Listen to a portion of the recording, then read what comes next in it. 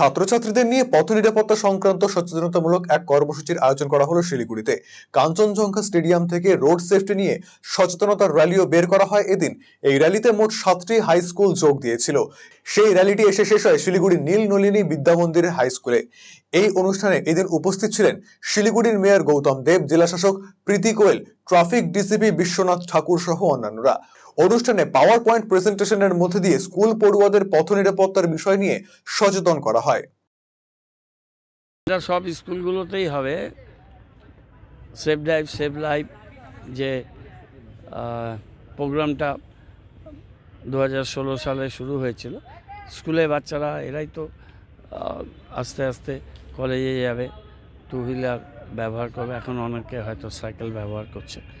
তাদের এটা খুব informative booklet, PPT, power point presentation, তারপর অ্যাওয়ারনেসের জন্য এখন কুইজ কম্পিটিশান, এগুলো ওদের ইন্টারেস্টটা গ্রো করাচ্ছে।